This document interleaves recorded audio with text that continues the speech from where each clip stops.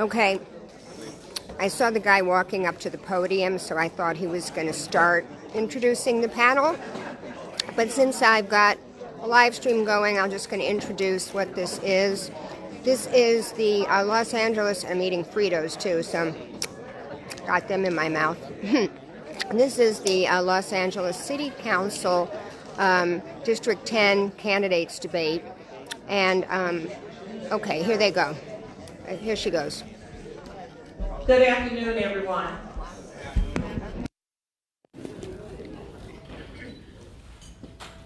I'm Connie Thomas, the chairperson for the Community Action Mobilization Team.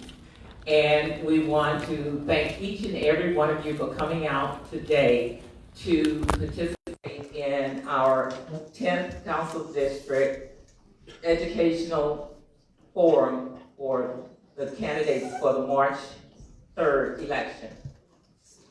At this time, I will introduce the MC who will be coordinating and giving you information for the remainder of the program. Our MC is attorney Cheryl Turner. And Cheryl is with Turner & Associates. She is the legal defense for the Community Action Team, and she also serves as the legal defense for the Beverly Hills Hollywood NAACP. Cheryl, thank you. Thank you. Thank you very much, Connie. It is my pleasure to be here this afternoon with each and every one of you. And before we get started, I'd like to introduce to you the pastor of, one of the pastors of this church, Reverend R. Rutherford Booley, who's the pastor of community engagement. So would you please come forward?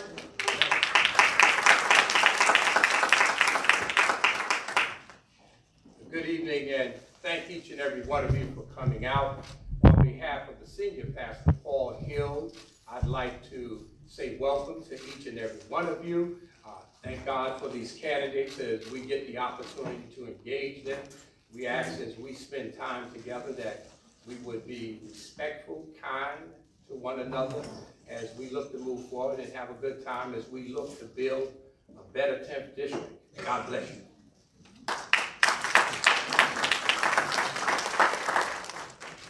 All right, well, I wanted to welcome our candidates, but at this time I wanted to introduce the moderator who will be handling the questions and the timing of the answers, and his name is Tom Carson.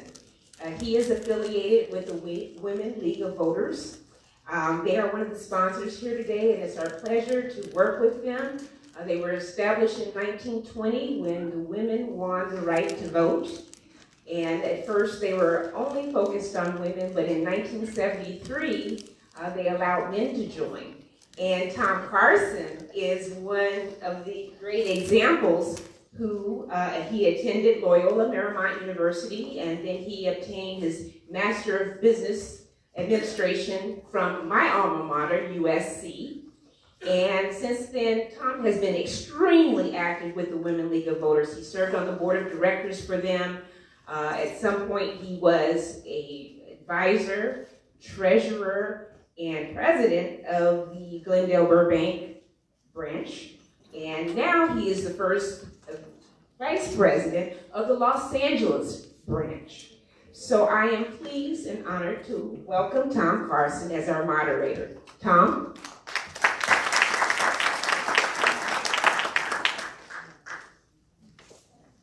Thank you, Cheryl. I'd like to say that we're very happy to be working today with our partners to co-sponsor this event, the Community Action Mobility Team, the Beverly Hills Hollywood branch of the NAACP, and the Pico Neighborhood Council. The League of Women Voters, as Cheryl said, is celebrating its 100th anniversary, as is also our local chapter in Los Angeles. And we're very proud of that. We are strong supporters of the election process, and the League joins all of our co-sponsoring partners in encouraging all voters to vote themselves and to reach out to their family and their friends to have them vote as well. For the March 3rd election, the deadline for registering or changing your registration is February 18th. However, in Los Angeles County, you can register conditionally with the registrar's office or any voting center up until March 3rd, subject to later verification of your information. Today's candidate forum rules call for adherence to the terms of civil discourse by both the candidates and the audience. The hallmark of democracy is the willingness of all members of our community to treat each other with courtesy and respect, not just those that we happen to agree with. It is in that spirit that we're here this afternoon to engage in a vital part of our democratic process, a civilized discussion of the important issues that confront our communities. A vitally important factor in making democracy work is the willingness of individuals to participate as candidates for public office. So we want to thank all of the candidates in this election for the efforts they are making and suggest that we give those present here this afternoon a round of applause and appreciation for their public spirit.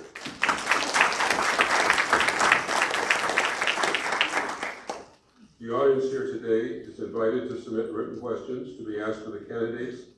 Please raise your hand if you would like to ask a question, and one of the volunteers will pick it up. Questions will be collected only through the first 5 rounds of questions. Please be aware that we often receive a number of questions on the same topic, so in such a situation, we either pick one of them to use or blend them all into a separate new question. Also, depending upon the number of questions submitted, we may not have time this afternoon to be able to ask all of the questions. We would request that the audience turn off cell phones and other electronic devices, and that they refrain from applauding or otherwise disrupting the forum. If a candidate's supporters are disruptive during another candidate's remark, the other candidate will be given additional time to compensate. Additionally, attacks of a personal nature, including private matters having no bearing on the candidate's public persona or ability to perform the office in a competent manner, will not be tolerated. If a candidate makes a personal attack during his or her remarks, the time required for me to interrupt the candidate and remind them of the rule will be taken from that candidate's time. I would like to begin by introducing the candidates in the 10th District City Council election here this afternoon. They are, in valid order, LA County Supervisor Mark Ridley Thomas, Ms. Grace Yu, Mr. Melvin Snell, Mr. Channing Martinez, and Ms. Aura Vasquez. Each question will be addressed to all of the candidates, but the order of candidate responses to each question will vary. For example, the initial question will first be addressed to candidate number 1, Mr. Ridley Thomas, then to the other candidates in the order of their seating at the dais. The second question will first be addressed to candidate number 2, Ms. Yu, and then to the other candidates in the order of their seating, and so on. For each question, each candidate will be given the same amount of time to respond to that question. Following the question period, the candidate will be given 2 minutes each for a closing statement. During the question period and the closing statements, our timekeepers, who are sitting in front here, Jean Thompson and Martha Caldwell, will be holding up signs to alert the candidates of 1 minute, 30 seconds, 15 seconds, and then a final stop sign when their time has run out. We will now begin the question period. This first question, because of the significance of the topic, we are allowing, in fact, 2 minutes for each candidate to respond. All the other questions, as I indicate, will only be 1 minute for each. So the initial question is directed to Mr. Ridley Thomas. The homelessness crisis is always with us and continues to grow. Trying to find a solution is complicated by the fact that multiple levels of government are involved in that process. What specific activities do you think our city should be focusing on in addressing its part of this crisis solution? Mr. Thomas. Thank you for the question. I think homelessness is the number one issue, the defining issue, the moral issue that constitutes a crisis in the city of Los Angeles. Los Angeles has the largest concentration of homeless persons in the county of Los Angeles, that is, the city does, and the county is the largest portion of homelessness in the state, and the state is the largest portion of homeless persons in the nation. We're the epicenter, therefore we have to set an example. I'm pleased that I led the effort to supply resources, significant resources, in this area of homelessness. It has been my #1 issue. Measure H is a concrete illustration of that. And I would simply say that we have to do more. Therefore, the governor of the state of California, who appointed me to co-chair his task force on homelessness, has come forward with another set of resources that will help us fight this homeless challenge in real terms. There's no way around it. It is growing, and it's growing quickly. It means all of us have to weigh in. It means we have to have housing. We need shelter. We need mental health services. We need addiction services. We need people to know that this issue is upon us in real terms, and to cause anyone to be relegated to the status of being on the streets. It is unsafe. It is unhealthy. It is uncivil, and to the extent that that is the case, we are all obliged to help lift our neighbors, our brothers and sisters, from those conditions that are not fit for human habitation. It is my #1 priority, has been and will be upon returning to the city council, if you're kind enough to accommodate my efforts.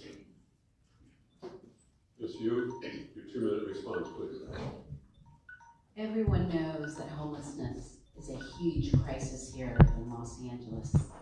The city saw a 16% increase from 2018 to 2019. Regular citizens have come out, especially Holman has been a site for the homeless counts through LASHA. People are trying to do our part, but we need leaders who can set an example where we will have a decrease, not an increase, year after year. I think we need to treat this as the crisis that it is. If you remember in 1994, after the Northridge earthquake, it was a state of emergency. That meant every hand came on deck and worked to solve this issue. And within a year, they were able to find housing for 125,000 people.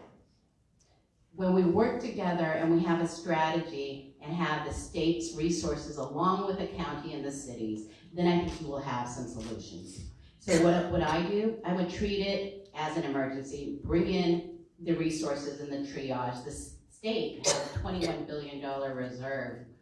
I think we need to spend some of that reserve. And since we have the ability to get this as a huge #1 resolution, why wouldn't we do this? If you have leaders in office who prioritize and expect people to deliver, not just continue to say, oh, it's growing, maybe we should do something, we need to have results. We all want results. We taxed ourselves and said, yes, we want to help. But when you're spending $600,000, $700,000 for 1 unit of permanent supportive housing, we cannot ever build ourselves out of this crisis. Why are we not using buildings that are standing right now? Convert it. They don't need to be motels, they can be any building structure. We've got to find different ways. If that means tiny homes, if it means sharing homes, there are people in the audience right now who are doing this already. We have steps that are visible that we need to take. We need to stop doing things status quo and say we're working on it. We want to see results. Thank you, Mr. Snell. Your 2-minute response. In our community of the 10th District and throughout Los Angeles, we're experiencing a state of shock. We allow many mental ill individuals on the streets, side by side with our homeless. Rents are spiraling out of control with a lack of affordable housing. We are experiencing a rampant epidemic tearing down our quality of life. We're in a crisis, just like our fellow firemen and women rush off to fires. We need to have that same urgency, and people, or some of our politicians are blind. Mr. Moderator, I'm glad that I am not blind. Mr. Moderator, No, I'm an American citizen. I You demand are to be heard. disrupting I'm a this certified debate. candidate. I demand to be heard. Mr. Moderator, I'm an American citizen. You not threaten me, sir? I'm an American citizen. I'm a certified candidate. I would like to be heard. I would like to be on the podium, sir. I would like to. You cannot ask me to leave, sir. I'm a certified candidate. It doesn't matter. That's the problem. It doesn't matter. There's the elite up here, and I am over here. The elite, do I want the LAPD? I'll bring them down. I know the LAPD. I've been to the meeting. Don't touch me, sir. Don't touch me. Do not touch me. Because I got you on tape. That's right. I'm an American citizen. I have peacefully asked to be heard on the podium, a house of worship, and he just threatened me in a house of worship. I asked to be on the podium, okay? I'm a certified candidate. Right, I understand that. Because you don't respect the law. That's what I understand. You don't respect the law. You know what the law is? So, sir, we understand that you are not on the ballot. You're interested in being a writing candidate, but however, you are not qualified to speak here. You're not qualified to speak here today because you're not officially on the ballot. But however, I'm sure you'll get the word out if you're interested in continuing with your run. I'm not disrupting anything. You're disrupting my candidacy by not letting me speak.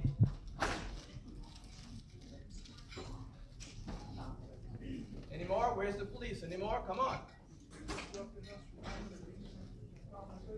It's not a decent conversation. we apologize for this. Mr. Snell, will you finish with your? Well, let's see.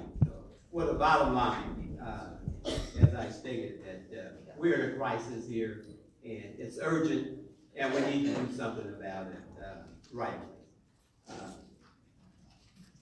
I've taken a look at many plans, and I believe that the Marshall Plan was an American initiative that was passed in 1948 to aid Western Europe, in which the United States gave over $12 billion in the economy to assist to help to rebuild the Western Europe economy after the end of World War II.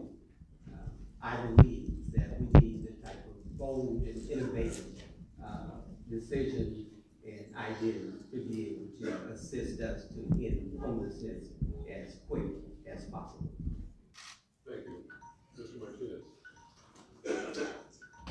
Sure, thanks. I mean, I think the first thing is you really have to look at the conditions that have caused homelessness. And I'm sorry it's not a personal attack, but while Mark Lee Thomas talks about how much he is like he's taking care of the homeless problem, you know, he's voted for every single fare increase since he's been on the Metro Board, for every single service cut since he's been on the Metro Board. When I first got involved, 400 to 800 people came to the Metro talking about they were going to be homeless if the fares were raised. And so we really do have to take a look at the politicians that are in office today. And a lot of them say that they care about the homelessness. They are very concerned about the 16% rise in homelessness, but no one's talking about the policies that actually got us there, right? And so what it really is, it is a situation of robbing Peter to pay Paul. While you're causing the same policies and not reforming those policies, but also saying you want to do something about those policies, right? I think that we actually have to cut the LAPD budget and use a lot of that money to actually build low-income housing right now. I think we can use a lot of land zoning, you know, to actually against a lot of these big developers that, you know, frankly, they use against a lot of our own communities, right? They gentrify us out. You see the Crenshaw line that's being built, that everyone is being gentrified out. Why don't we use those actual zoning laws against people that are harming our communities? Thank you, Mr. Martinez. Ms. Vasquez. Thank you. So this is an issue very dear to my heart. I'm an Afro-Latina from Colombia. My family and I came here 25 years ago. And sincerely, a lot of us immigrants also really deeply suffer from the struggle of thinking that we might end up on the streets. A lot of us that maybe might not have family here. A lot of us that might come from another place. I think it's a disgrace that it took the city 3 years to build the first housing unit from the Measure HHA's funds. We have people here that have the power to really act on the crisis that we're seeing every day. This is not something we're reading on the paper. When we drive around, we see it. And what I want to see is house our unhoused members of our community first. We need to bring them services like mental health services for them. It has become a public health hazard for a lot of us because a lot of our unhoused brothers and sisters are using the bathroom on our streets. We need to make sure that they have a place where they can use the bathroom, they have a shower, that they have wraparound services that we bring into them. We cannot also forget women that are suffering from domestic violence, and it takes 8 weeks to get a shelter. That needs to change, and I am committed to change that. In addition, we can't talk about homelessness without talking about the high cost of living in our city, and also affordable housing. Our communities are being displaced because we don't have an affordable place to live for us here in District 10, where in an average household, we make $47,000 a year. The same boys club that has been running our city is not gonna get us out of this issue. We need to act, we need to work together, and we need to elect new people that are gonna take this crisis seriously. Thank you, Ms. Vasquez. The next question is yours, directed to Ms. Yu. The results of the city's redistricting process was hotly contested the last time district boundaries were redrawn in 2011. Unlike California's state redistricting process, our city's process lacks a truly independent redistricting commission. Would you support having a truly independent redistricting commission for Los Angeles? Are there other changes that you would like to see enacted? Please explain.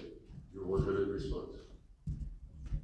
Thank you so much for this question, because I'm someone who was really disappointed in the lack of transparency that the city used and the Brown Act violations that came about. So of course I would want our city to be like the state and allowing for true commissioners who are independent, meaning they did not do the bidding of the person who appointed them to that seat. To be able to make their best decisions listening to the people who come in. If we had all 21 commissioners actually paying attention and listening to what each neighborhood had to say, we would have had a far different map than we came out with. You know what this CD10 looks like? It's a turkey. This is the head, and this is the body. This is what we came up with after the last CD10 redistricting. Thank you, Mr. Snell. Your 1 minute. Well, I believe the fact that the citizens, the constituents, were unhappy with the redistricting method, and basically that is why we're here, to be able to listen to what the citizens have to say. I believe that there is a lack of oversight as well as transparency to ensure that this never happens again. Thank you, Mr. Snell. Ms. Vasquez. No, excuse me, Ms. Martinez. I apologize. I'm going to be honest, I don't know very much about the redistricting situation. And I think that does say a lot, though, because I'm a community organizer and I work with hundreds and hundreds of residents in Council District 10 and around the city. And so the fact that the city does not take its time to actually address and engage grassroots organizations that are on the ground doing the work does say a lot about the process. Thank you. Ms. Vasquez, your 1 minute response. The districting process has become a grab power by already establishment candidates and elected officials to make sure that they continue holding power in our area and in our districts. That needs to change. We need to make sure that the people of the district are also appointed, that they are also accounted, and they are the ones making the decision. Not the decision maker friends, but actually the people that live in the community. 2020 census is here. We need to make sure that everyone is counted, including our undocumented folks, so that we can have the resources that we need. And absolutely, we need more transparency and more accessibility in this process. Thank you. Mr. Ridley Thomas, your 1 minute response. Well, thank you. The redistricting process happens every 10 years. It's driven by the census count. Los Angeles stands to be undercounted yet again. Therefore, we need to turn up the heat on the census. The fact of the matter is, as long as the redistricting processes square with the Voting Rights Act, there is nothing short of compliance with the Voting Rights Act. Anybody remember the name of Selma, that Edmund Pettus Bridge, where Dr. King and others crossed that bridge to make sure that we had the right to vote? That's what governs redistricting. Therefore, those who are protected classes, African Americans, Latinos, at all, can have the right to vote. The only way you can exercise that is when you are effectively represented, and that's what has to happen in redistricting. It is a matter of law. Thank you. The next question is addressed to Mr. Snell. What life experience or expertise do you believe that you have to qualify you to become a council member of the City of Los Angeles? Your 1 minute response. Well, I'm a mentor, a lecturer, trainer in conflict resolution, along with our youth, our schools, our churches, universities, as well as many venues, public venues. I regularly speak on panels with community members. I'm in touch with the community. The community will tell you what the needs are and the changes that we need to make. I believe that we need to collaborate more with our community in order to be assured that the needs of the community are met. Thank you. Mr. Martinez, your 1 minute response. Thank you. So I'm an organizer, and I come out of the tradition that basically says the most successful organizer has the heartbeat of the community, and they know what the community needs, and they're very welcoming to the community. They're always in the community. And I think that is one of the big problems with a lot of elected officials today, is that they get elected, they promise a lot of things, and then they disappear, and you never see them again. With my campaign, I think I've proved that the community is my home. And if elected, I plan to be there, 90% of my time, and maybe 10% of the time actually voting right. We didn't pay to get onto the ballot. We actually did the hard work of going out and organizing and getting people's opinions and hearing people's real thoughts about the current officials that are in office. And many of them were, taken aback that, oh, there's an actual candidate here doing their own organizing and actually engaging the community. And I think that's what makes me the most qualified candidate. Thank you. Ms. Vasquez, your 1 minute response. As a child, my dad used to bring me to town hall meetings similar to this one. I watched my mother cook empanadas and with her friends to fundraise money for after school programs and other things that we really did get in our community. fighting for my community is something that is part of my DNA, and it's also that I learned at home. For the past 10 years, I have been organizing and working on the most transformative issues of Los Angeles. I was the first Afro-Latina serving for the Wilshire Center Koreatown Neighborhood Council, where I really fought for luxury development in this district, District 10. I became the youngest and the first immigrant environmental justice organizer for the Department of Water and Power, where I enacted the first office hours ever in the history of DWP. I had an open door policy. I also created things like the solar for renters. I approved the largest electrical vehicle charging station in Los Angeles, here in Crenshaw. Thank you, Ms. Thank you. The next question is first addressed to Mr. Martinez. With respect to economic development. Oh, my apologies. Mr. Okay. You all make mistakes. Well, thank you very much. I'm pleased to say why I think that I'm best suited to be the representative for the 10th district, in addition to living in this district for some 27 years. Add to that my experience as an educator, as a civil rights advocate, as a public servant. All of those things have caused me to have a vast amount of experience at the state and local levels. I engage constituents.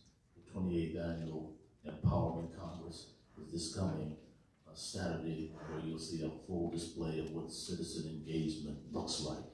And that's what I do. We are the precursor to the neighborhood council movement in the city of Los Angeles, and it is my honor to be an elected official. I don't think about it in pejorative terms. Servant leaderhood is servant leadership is what I have tried to exemplify and will continue to exemplify, and that's why I'm best suited to be your councilman. Thank you. Ms. Yu, your 1 minute response. I love this district, and first loved it when I came as a 3-year-old 45 years ago. This district needs some change. Things have not been going well for this area. I've been a city commissioner in DOT, vice president, serving 4 years. I'm a certified mediator, so bringing consensus, which means listening to people and finding common ground. Working together is what I've done. I've been an executive director of 2 national nonprofits. That means I run the budget, I run our staff, and we do what is necessary to continue to be helpful to the community. We worked on voting rights, language access, and fair representation. So if we can get me elected, I will be accountable to the people. Government will be transparent. We will have an open door policy so that we hear from you. Thank you. Okay, the next question is directed to Mr. Martinez. As a council member, would you support the establishment of a 2,500-foot human and health safety buffer surrounding any future drilling? Your 1 minute response, please. I would absolutely support that, and I think that all of the oil drilling fields in Los Angeles and even around the country need to be closed. And I'm part of and support of the Keep It in the Ground movement. And we don't actually need an auto-centered and a pollution-centered and a corporate and imperialist-centered world. We need to be moving towards a world that's actually more sustainable.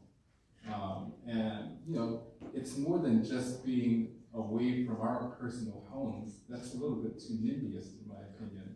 I think we really have to take real responsibility for what we're doing around the world. When we went to COP 20, I don't remember what number, in Paris, a lot of people were really afraid of the United States. And when we went there and presented a book that said, what are we going to do about the United States, everyone knew what we were talking about. No one wanted to engage because they were so scared. Thank you, Ms. Vasquez. I absolutely agree and support that. And as the only candidate here that took a pledge to not take any fossil fuel money, I am committed to continue supporting communities first, especially those most affected by climate change and by pollution. This is an issue of equity. We have urban oil drilling happening next to schools, next to my home, next to hospitals. You don't see that in other places in the city. Why? We need a council person that is gonna come and is gonna stand up to the fossil fuel industry. There are members of this panel that are taking a lot of money from the fossil fuel industry, including the California Resource Corp, which is the California's largest oil and natural gas producer. When you make your choice, think twice about our kids' health and your health as well. Thank you. Mr. Ridley Thomas, for 1 minute response. Made my record clear as a matter of public notice as to how I view environmental issues. Unapologetic about it, strong on environmental issues in terms of being responsive to the environment, as well as articulating principles of environmental justice. On a case-by-case basis, you make land use decisions. The question earlier was, why am I qualified to do this job? Because I know how to do this job. I've done it and know what to do. This is a land use job. It is not anything much more than that, but principally how we make our environment better for the entirety of the community that surrounds it. And my view is simple and it is straightforward. We have to have clear-minded, clear-headed environmental policies. I chaired the environmental committee for the city council and I served there before and have continued a straight-ahead advocacy on environmental politics. Do you support 2,500-foot setbacks or not? Are we going to have an orderly environment or not? He didn't answer the question. I think we pointed out at the beginning we have to have civil discourse here, not interrupting each other, let the process work. I'm sorry, Mr. Ridley Thomas. It's you. So I definitely support a 2,500-foot buffer, but I would also say that we have rules that are not being enforced that would actually make the people and the citizens in this district healthier. When you allow the current drilling that occurs on Adams without the actual every 2 year exams, right? They're supposed to be recertified every 2 years and they're not being such. I might have the wording wrong, but it's basically to protect the people and it's not being done. There has been a lack of enforcement by the city. And as far as there are 4 candidates who've all agreed and said we will not take fossil fuel money. So there are the 4 candidates here, starting myself to my left. And we are with the people because the environment matters and where we get our funding also matters. Mr. Snow? Thank you. I wanted to make that clear as well. Our candidate form yesterday that I made it clear that I would not accept any funds from the oil industry. And I do agree with the 25-foot setback that it should be possibly even more. Thank you. Thank you. The next question this person addressed to Ms. Vasquez. It has to do with economic development within the district. What will you do to improve access to quality jobs that help residents meet their basic human needs, housing, health care, etc.? 1 minute response. Thank you. First, we don't have an economic work development department here in our district. I don't know if our community knows that. When we need a job, we don't have a place to go. If you have a resume, if you need to get in touch with the vast jobs out there, we don't have that. So I will be sure to do that. We also need equity. Women also need to be included on this. We need to make sure that women are also getting jobs. We need to make sure that we also allow a pipeline for more jobs. And I have experience doing that. We need to make District 10 an innovative hub where a lot of different industries, including the renewable energy industry, tech, they can come here and that our community can have those jobs. and also trainee programs where they can join unions and trade so that they can have the jobs that they need and the economic prosperity that they deserve. Thank you. Mr. Ridley Thomas, you wanted to respond? Repeat the question, please.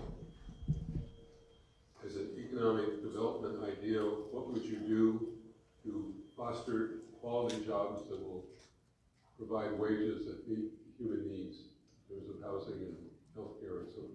Thank you. I think it's not a question of how many jobs or how many well-paying jobs we can put in place. And so I stood against the issue of poverty wages and stepped forward for the home care workers and made sure they got raises when no one else was. I stood up for the living wages and then, of course, the minimum wage. And that's simply the floor. So this is the work in which I've been engaged and advocated for with a great degree of enthusiasm, because working men and women deserve the best that we can afford them. Martin Luther King Jr. is clear, all labor has dignity, and we need to have in our environment a set of rules that say that we can build a base for jobs, high-tech, clean-tech, biotech, and a range of things. And let me say, in addition to that, we need to emphasize how we train those who deserve a second chance. And that's a big piece of the work that I would be inclined to advocate for. Thank you. Ms. Yu, you wanted to respond? So in CD10, we have opportunity zones. These economic opportunity zones needs to be written more specifically so that it is people who have already lived and invested in the community. So the current small business owner is not going to be able to benefit off of the economic zone, while as new people coming in can. So that is not right for people who are invested and made this community grow. We need to allow for quality jobs. That means local hire. Did you know that we have so many things where there's local hire, but in reality and truth, there is no local hire. It's written into a contract, but it is not followed. Once again, enforcement is lacking. We have an ability to take care of those who are falling through the cracks. We have too many kids who are truant and not getting a great education. We can start from there. Thank you. Mr. Snell, you wanted to respond to that? Yes. As a human rights activist, that's one of the first things that I did was fought for the wage increase here in the city of Los Angeles. As one of the organizations that I belong to, we were one of the first on the forefront at the National Action Network to fight for a wage increase. I believe that the lack of trades that are taught in the high school level, where at the college level, a lot are not going to attend. So that was a very profitable trade once before. I think that we need to bring that back, as well as mentoring and have some type of incubators to be able to train people in the community to be able to help increase wages that pay substantially to be able to live in the community. Thank you. Mr. Martinez. Well, we've been fighting the Metro on these type of issues for the last 20 years, and I agree a lot with the comments of Ms. Yu. And I hear the comments of Mr. Ridley Thomas saying that he has helped to support a lot of unions. But I think everyone in this room knows that the union membership in terms of Black membership is extremely low. And that, again, with Ms. Yu has said, everyone is complaining about where are the Black jobs on the Crenshaw line in the majority Black district. So I don't think that we can continue to just, listen to these same false promises. We need affirmative action for Black jobs, and to enforce that and have a 50% hiring ratio, that you must hire 50% of your staff for Black people. If Black people are, sorry.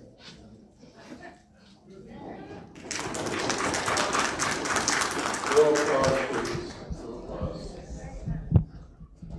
The next question is addressed to Mr. Ridley Thomas. What are your ideas for developing arts and culture within this 10th district? I appreciate the question. I think the arts are fundamentally important to the bloodstream of culture.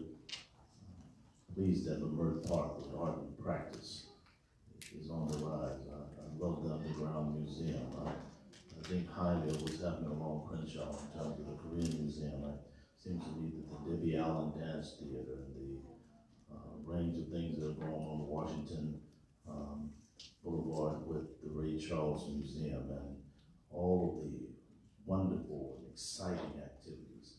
I stood up the first arts and culture department in the county of Los Angeles. I understand the arts. I'm prepared to be a full-on advocate of the arts. Save the Arts internship program. Now we have 200 youngsters who are fully engaged in making sure they have careers in the arts. I declare that the arts matter, and I'm an advocate for such. Thank you. Ms. Yu, you want a response? You know, when we develop arts and culture, along with figuring out how to make it economically successful, I think we've got a win-win, because arts and culture is so important to the soul. When you have young people learning from a young age how important this is, and we have business people come in and implement and figure out how to also make it not just no profit, but some profit. We're not looking to, like, having the nonprofits involved. This is not a money maker, but it should not be a money loser. And it might actually be a money maker. If we got creatives and business people coming together, we can figure out how to bring in an art studio for young people and make it also profitable. Thank you. Mr. Snell, you want a response?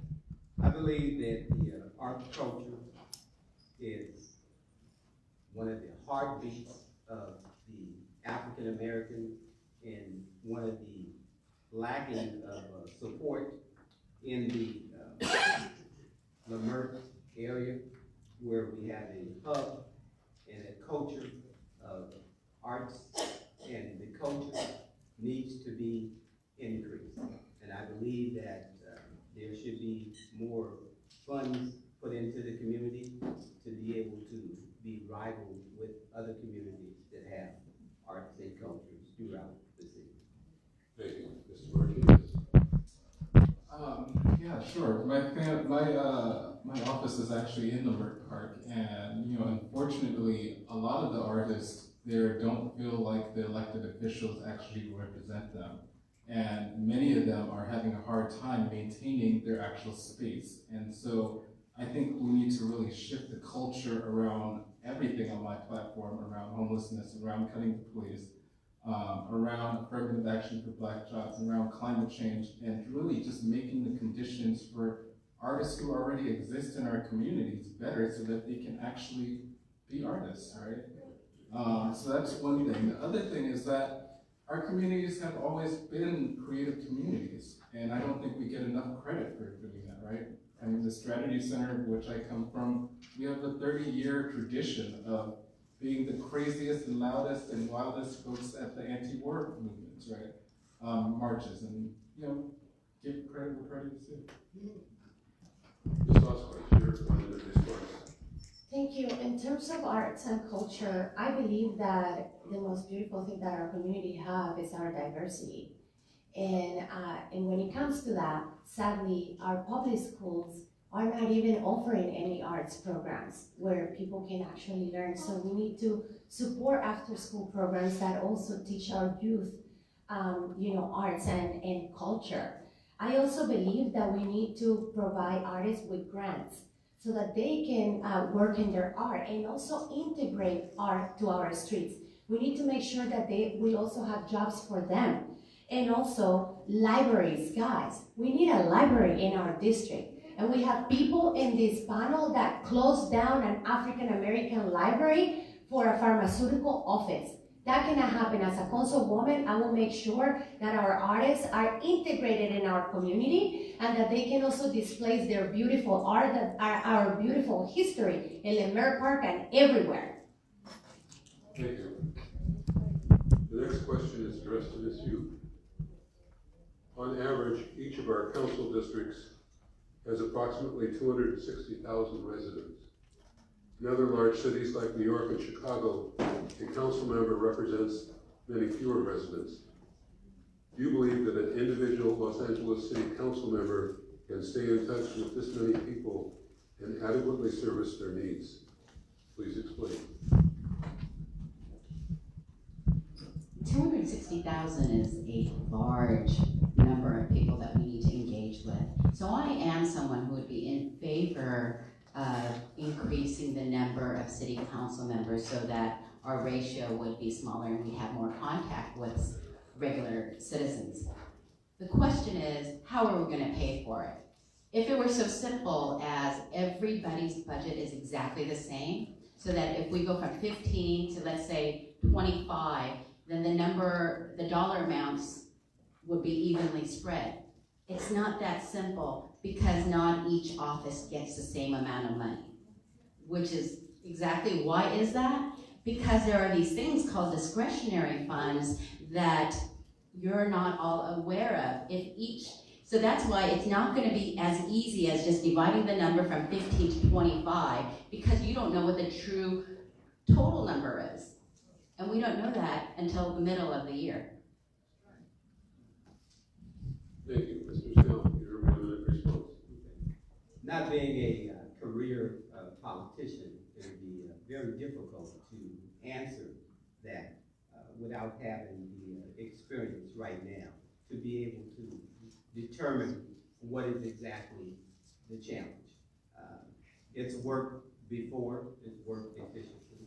So I believe in collaborating with the community and being able to designate and to oversee and being transparent with the community to perhaps at that time maybe something can change. Thank you, Mr. Martinez.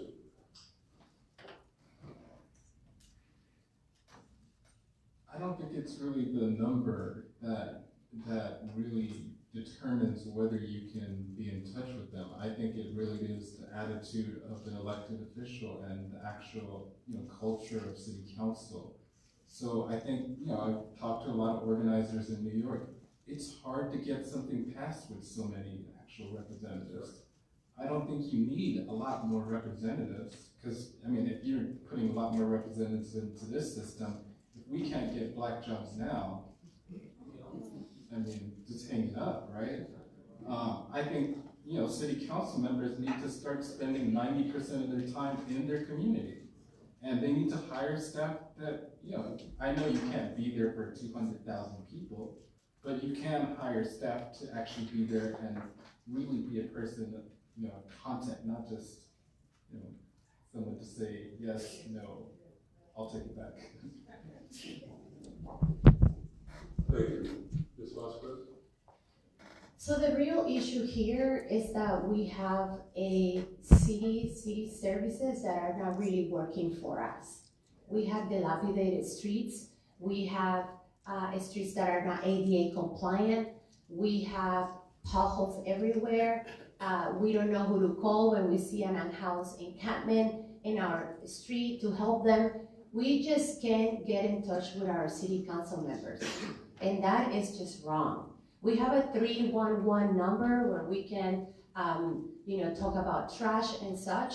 We don't have the same thing for city council members. A city council member should be accessible. And I do agree that 250,000 people is too many people to serve. That we could serve better if each district was divided by 2. And that we can have a much more robust, better representation in our city if we do that. Thank you. Mr. Ridley Thomas, your 1-minute response. Well, I guess I should answer it in the following manner. I currently represent 2 million people, so 250,000 would be a gift. It is not the case that discretionary dollars are distributed willy-nilly. It's divided by the number of persons who are in those seats. The same for the board of supervisors. It applies to the city council.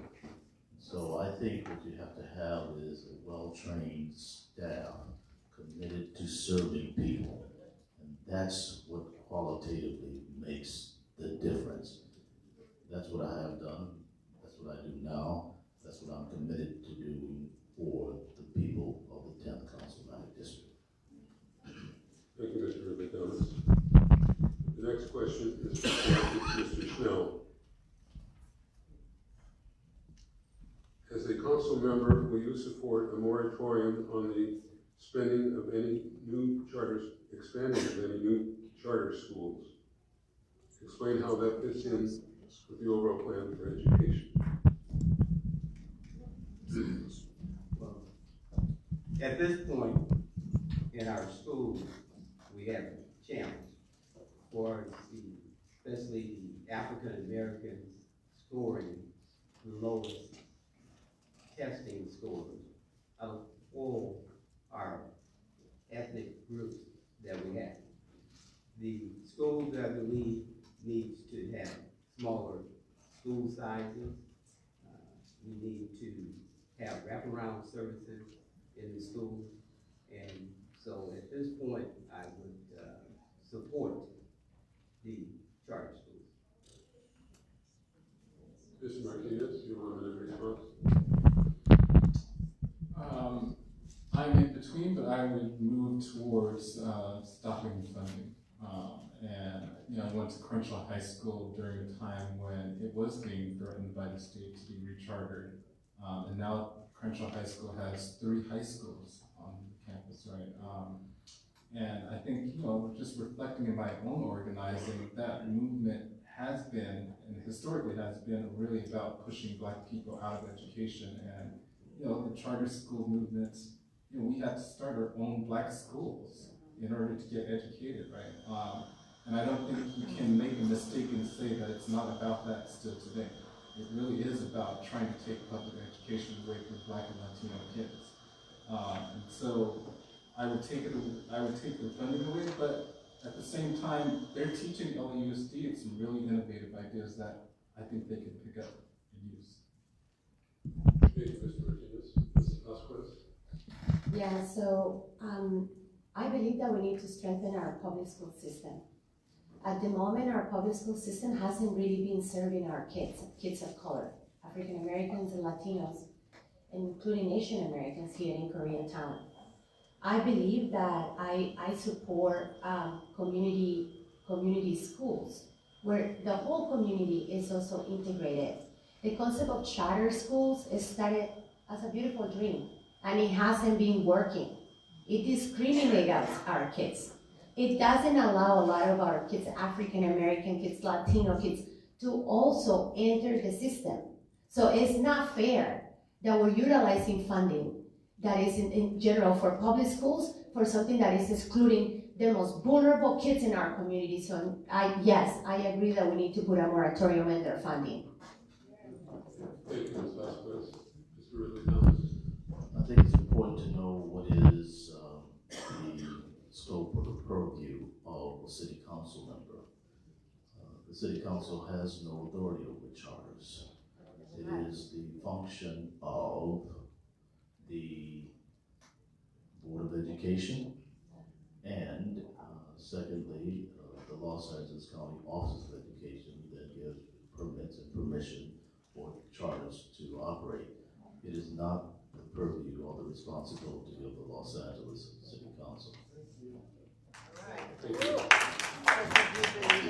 Just you wanted to respond. Mr. Moderator, if you would be so kind as to repeat that question, because the answers were such an interesting hodgepodge. I'd like the first question to be repeated for me.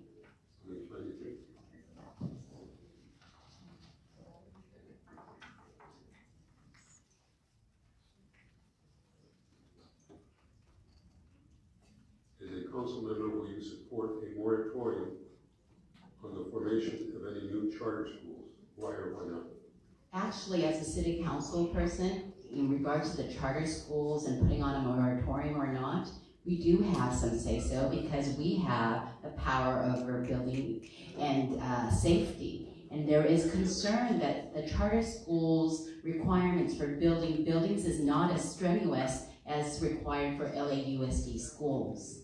This is a known fact, and the reason I received UTLA's endorsement of 33,000 teachers saying Grace U is who you should be voting for, because I'm going to look out for the interests of all of our children. Thank you. The next question is first addressed to Ms. Martinez.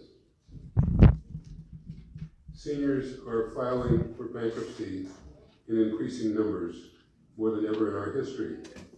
What do you think you as a council person can do to prevent seniors being forced into the position of filing for bankruptcy? I think we gotta take care of our seniors better. I mean, when I went to Belize this past summer, I saw a whole new world.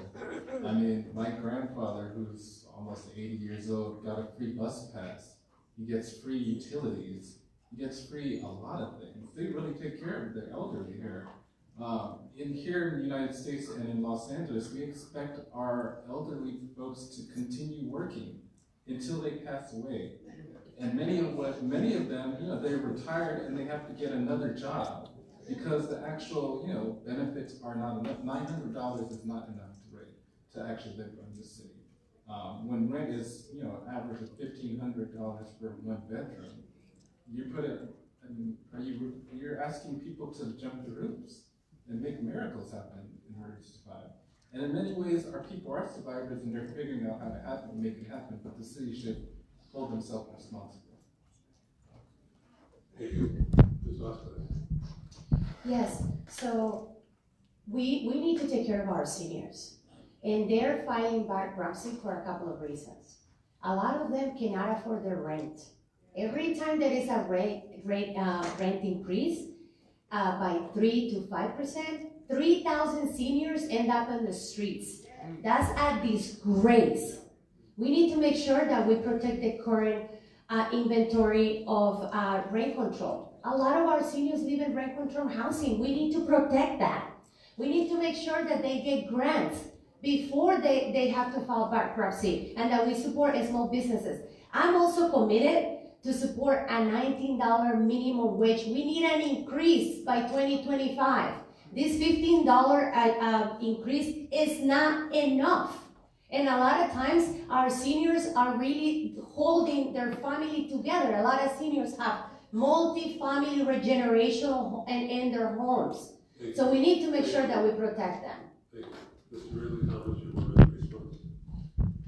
I think elder abuse is real. Predatory lending practices targeted seniors as a priority, and we need to toughen and strengthen the regulatory environment with respect to those practices. Seniors in the 10th district happen to be equity rich and cash poor.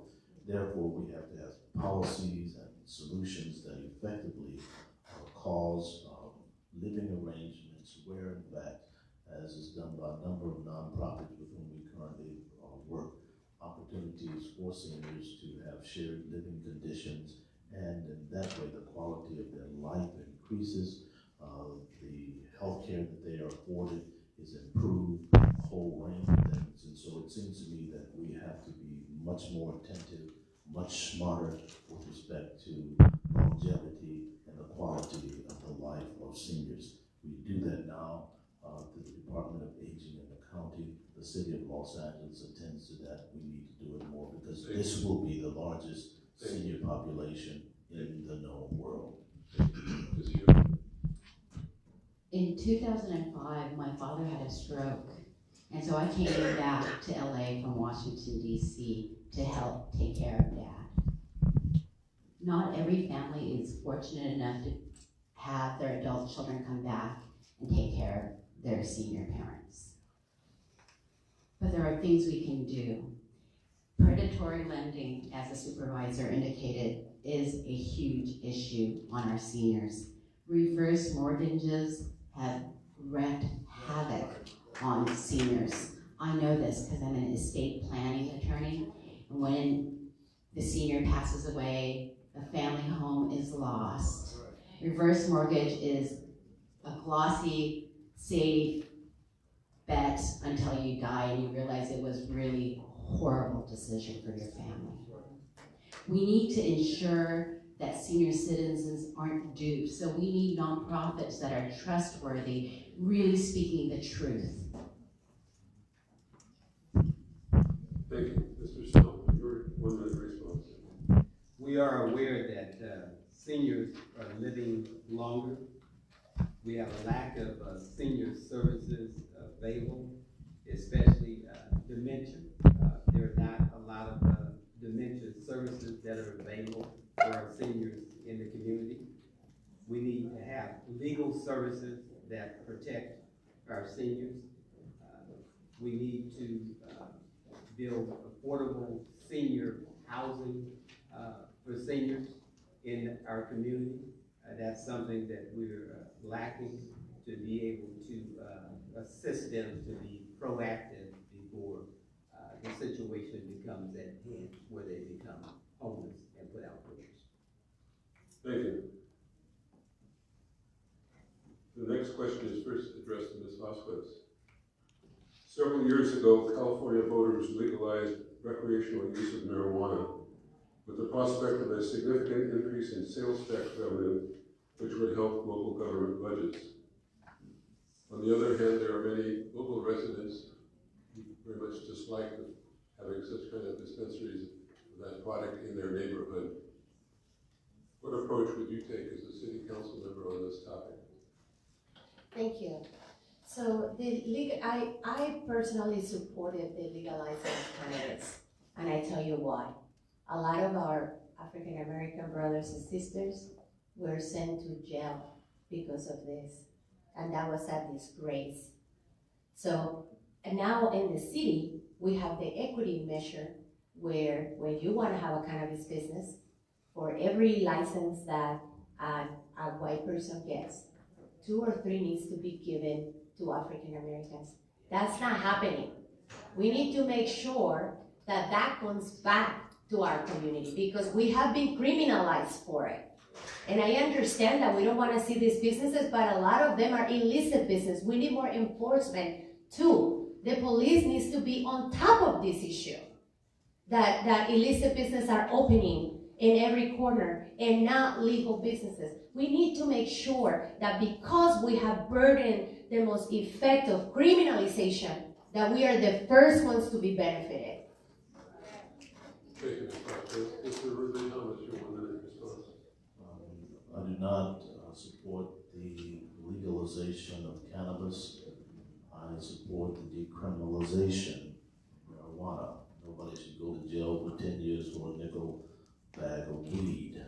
It's unfair, it's unconstitutional, it's wrong.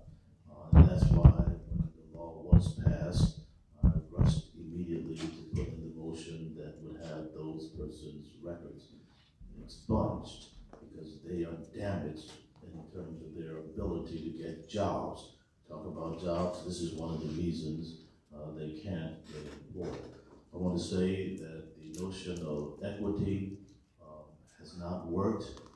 The whole idea has been overstated, and to the extent that that is the case, we have more illegal cannabis shops than we have legal shops, and they have run the table. And now the legal industry is complaining beyond belief because they're not making as much money as they intended to, and the illegals are making more money. Something's wrong, it's upside down, and our communities are damaged by it. We need to step up. No clapping, please. No applause. Ms. Yu, your 1 minute response, please. So the law of the land is marijuana is allowed. We just need to make sure that those who are selling it are licensed properly. Well, we're not doing our job well. We have given licenses to people who cut the line, who somehow cheated the system, and yet they're still allowed to keep their license. There's something wrong when the city allows people who cheat to have a license, and those who follow the rules not having a license. And when you were trying to have equitable and equity, then why is it that the results didn't come out to be what you wanted to be? Why was the system set up to fail? Why are we not receiving the tax revenue that was promised us?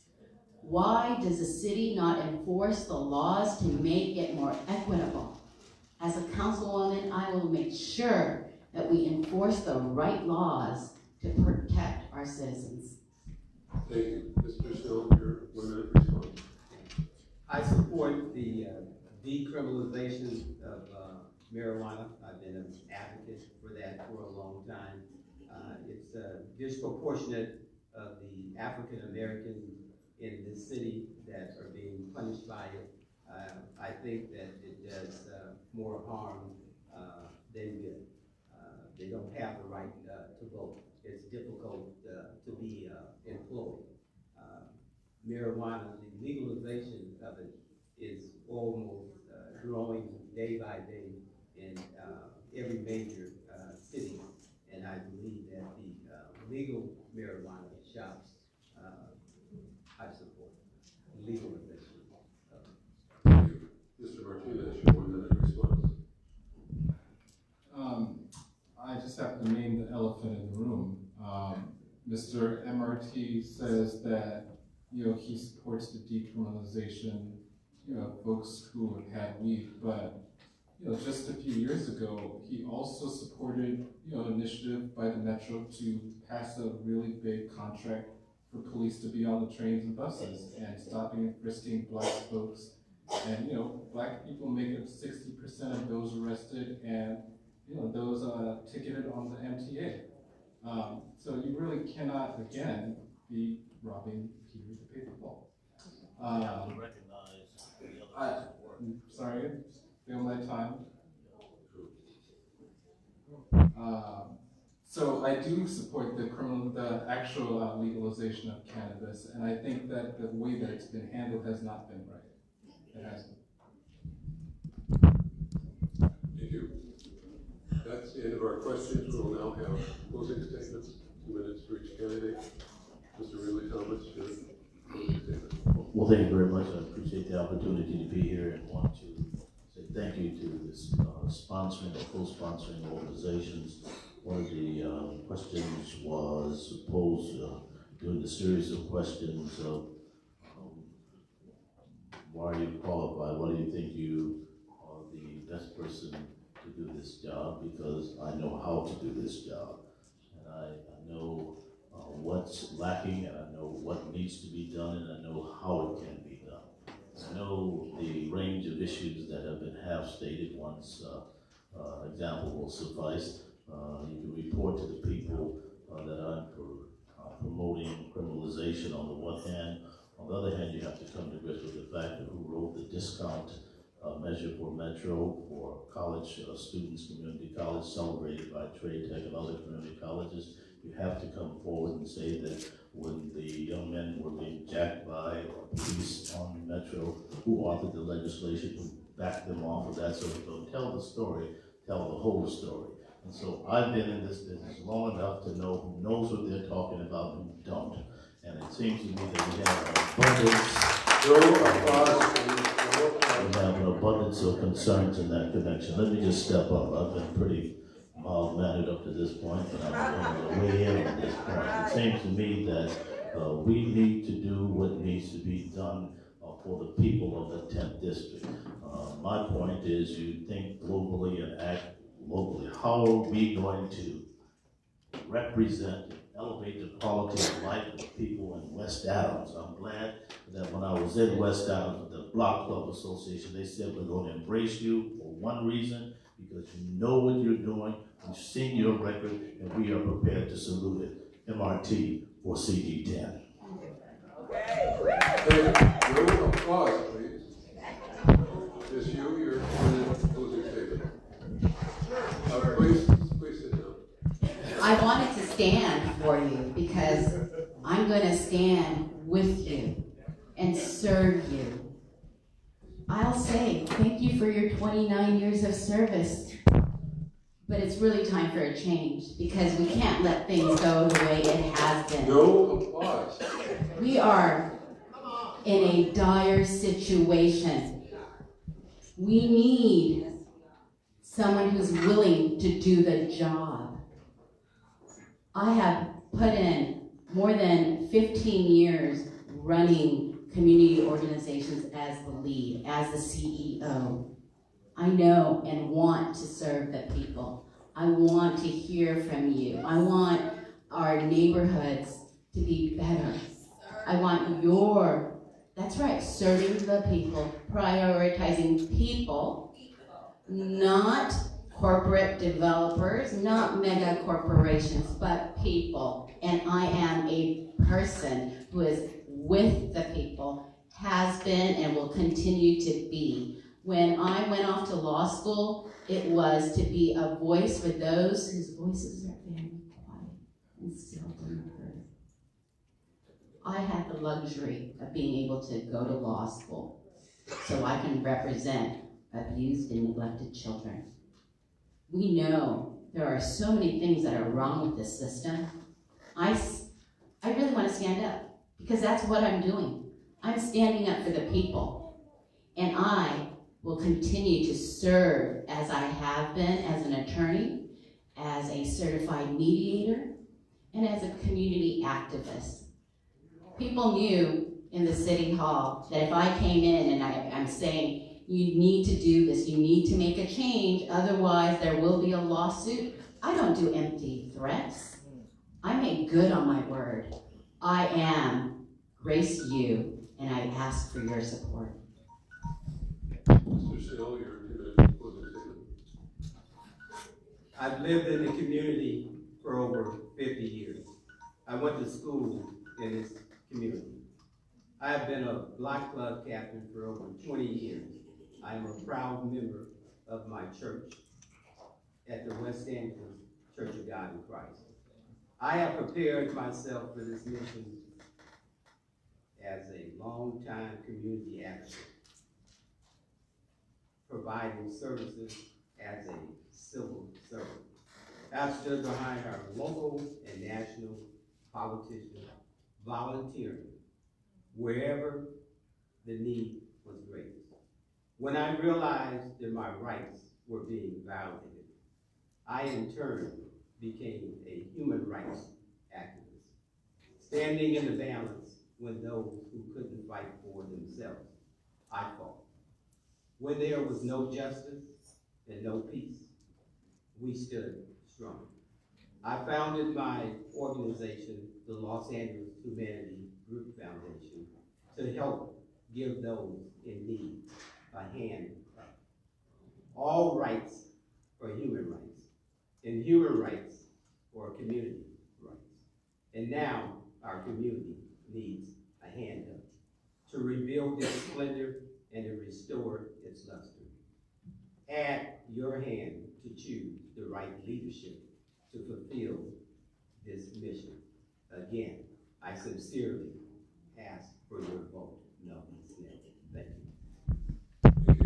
Mr. Martinez, your 2 minutes statement. Sure. The first thing is I would like to take you up on your offer and tell the whole story. And Mr. Ridley Thomas says that he has written the actual bill or the actual language for the student bus pass, but you did not tell the whole story, that the bus riders union actually had to take the Metro to court and actually wrote that language with the joint working group in the 90s. We won $2.5 billion in bus improvements, 2,500 new CNG buses. We implemented the student pass, we implemented the senior pass, we implemented the rapid system, so please do tell the whole story. I am a civil rights organizer. I've been here in the community. I went to Crenshaw High School, I went to Audubon Middle School, I went to Otis College of Art and Design. Today, I'm managing the Strategy and Soul Center on King and Crenshaw. We work with the Pan-African Film Festival. We work with all of the groups in Los Angeles that are actually fighting for civil rights and climate justice. We've been on the front lines, and many of the times we actually have worked with a lot of politicians. In fact, when we were working around the student truancy fight, we were working with Cardenas, Tony Cardenas, who actually worked very well with the Strategy Center and actually helped us to actually stop the actual truancy ticketing students, and mostly Black and Latino students, who would get $250 tickets for being late to school. So we do know how to work with folks, and we do tell the full story. And I do hope that you stand for my platform on fighting for affirmative action for Black jobs, cut the LAPD budget by 50%, women's rights, LGBT rights, 50% of all new developments in the city for low-income housing, U.S. out of Venezuela, Iraq, and all third world countries that we're bringing hell to. The other thing is, I want to thank my volunteers, and please go up and talk with them. Thanks. Ms. Vasquez, you're permitted to speak. Thank you so much for the invitation to you all. It's beautiful being here in this house of worship. For the past decade, I have been fighting for the most transformative issues of Los Angeles. I was a vice president and the head of the land use committee for the local Wilshire Center Koreatown Neighborhood Council, where I fought for luxury development.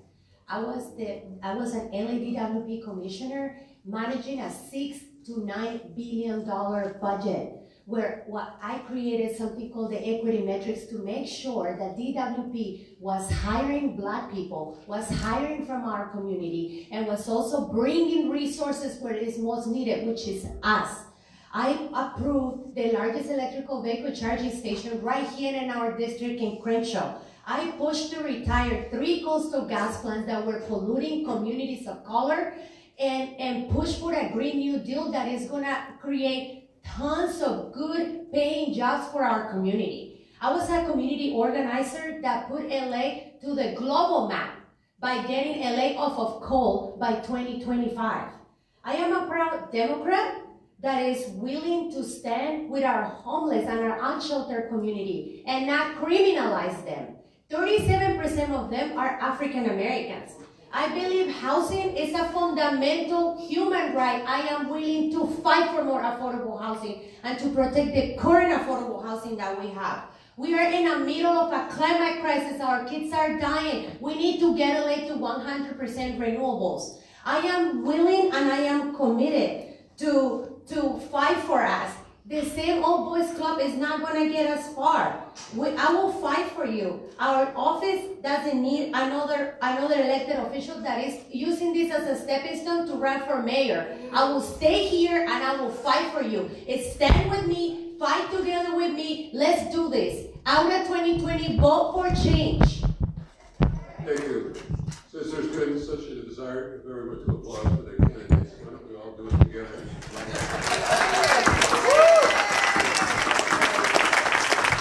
I'd like to also, before we finish, I just have a few words. I'd like to also thank all of the volunteers who were here from the